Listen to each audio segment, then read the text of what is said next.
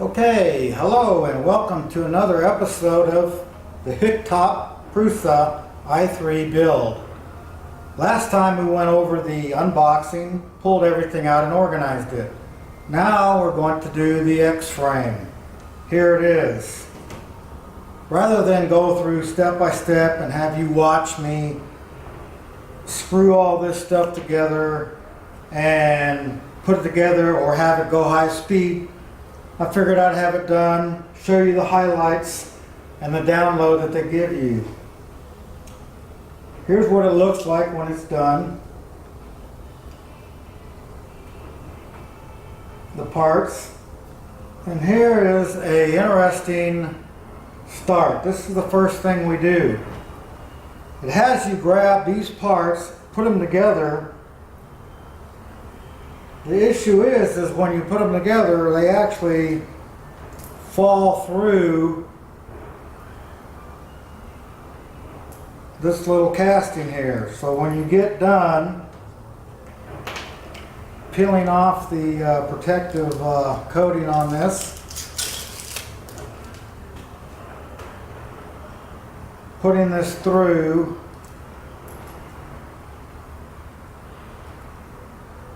lining everything up,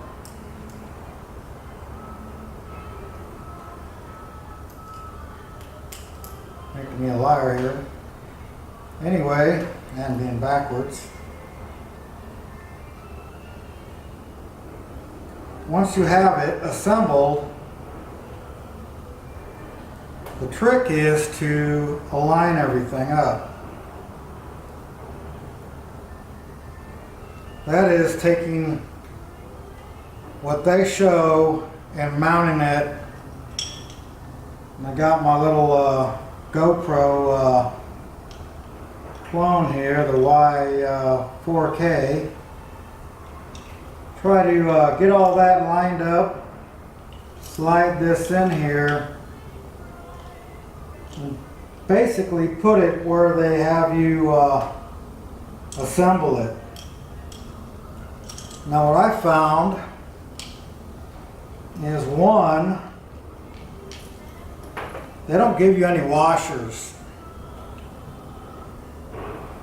You have a casting with these holes, these slots, almost as big as that head. So one, they should have gave you some washers. The remedy is to find yourself Lowe's, Home Depot, your local, get yourself some Hillman metric 5mm washers in a bag. They're a couple bucks. That said, you're going to find that the thickness of the washer is going to take off the thread that holds this together. So what I've done is I've cleaned this up a little bit, allowed it to sit square on the extrusion here and give you a little bit more hold. Also, it'll square it up. The thickness of that washer is about 45 thousandths of an inch, roughly. And now that I have a pair of calipers in my hand, I know a lot of people that make comments about when all this gets calibrated about the quality of a pair of calipers. These are calibrated by National Oval Varco, so they are within spec.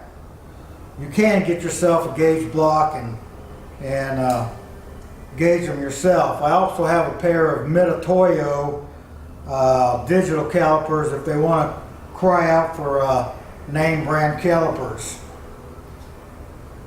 That being said, this is just a little bit over a millimeter, so you're going to lose that. They should have gave us 5 by 10 rather than 5 by 8. However, it will work. I have got all the washers put in here. The other thing is a pair of needle nose. They are pretty good at taking these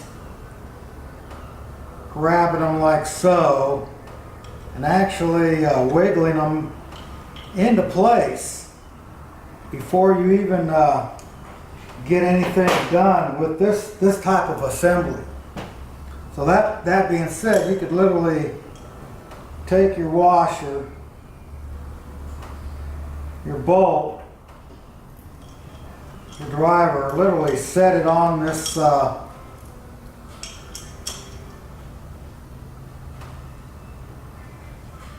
tighten it right up.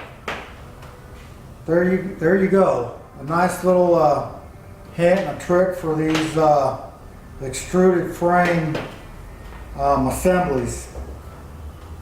Needle nose, get yourself a pair. Although they do give you this is the more important tool.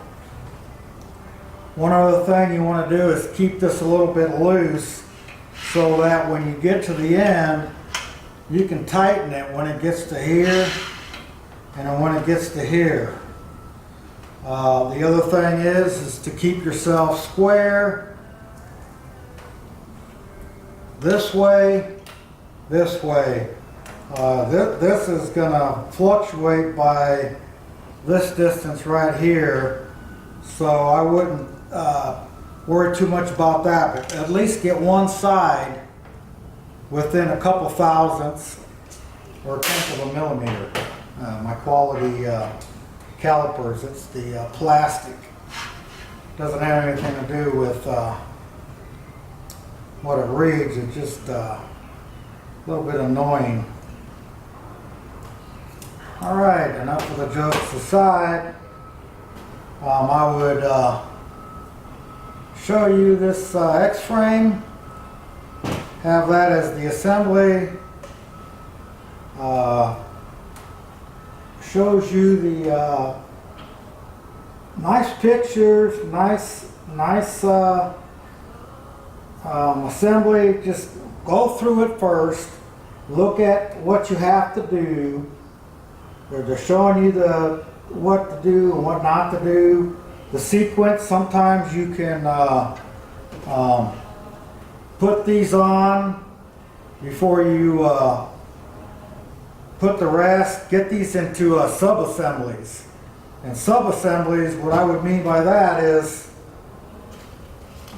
say your x-axis. This whole thing would be a sub-assembly.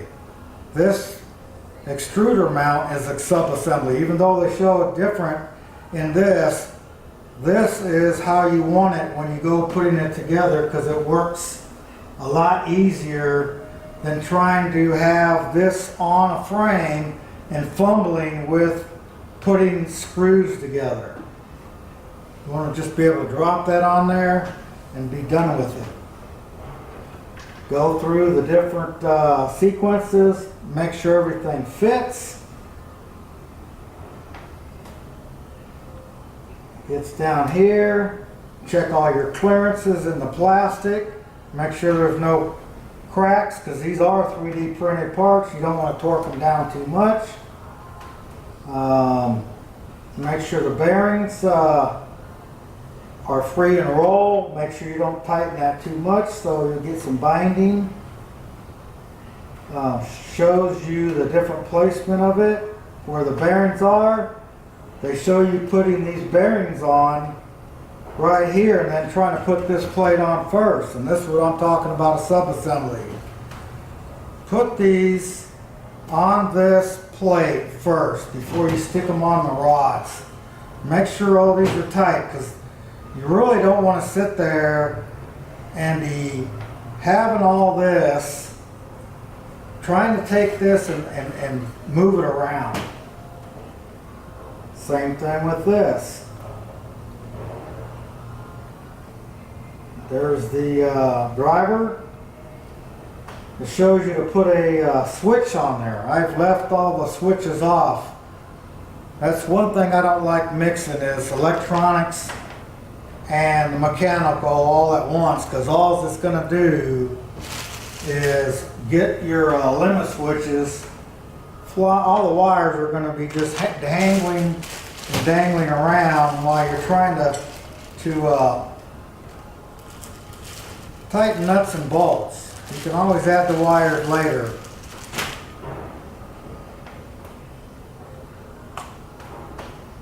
There you have this, all the way down here. Now the Z-axis frame assembly. They're going to add the plates for your electronics board. So with that, I'm going to go ahead and advise you to go on the thinverse.com, download a nice holder.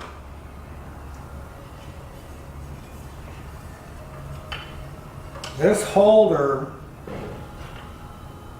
is going to bolt right on there to hold your boards in. It's going to present it really nice. It's going to cover it up. And if you don't have a spare printer, like I have several printers, I went ahead and printed this with another printer. While I'm actually building this one, printed this out, printed out the nice fancy dancy little chains, and one of the most important thing, which I've touched on before, is print yourself a power box switch. On and off. You don't want to be grabbing a plug out of a wall, jerking everything out, touching all this. This is actually another Thinverse print. There's also some that are actually on the Prusa i3 website. He gives you the STL files. You can put them on a Cura, any slicer, Flash Forge, and print yourself out. That way you can turn it on, turn it off, and it looks nice. We get this all done.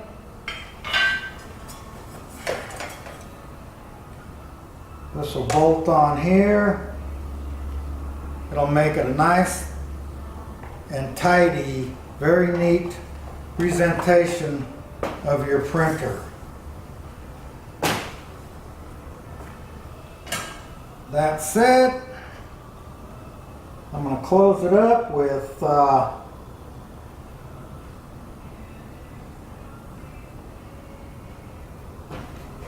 be careful out there, be safe, go through everything, take one step at a time. Any questions, let me know. There's plenty of forums out there to ask questions on, and believe me, I've been able to get this thing working on another printer. I've been able to take the Arduino, go through the coding, and be able to solve most issues on the boards, mostly from trial and error, other people's attempts, solutions, and of course I went to college, but there's no substitution for the School of Hard Knocks and people who are like-minded and have the same passion for putting things together and tinkering. So that said, have a good day.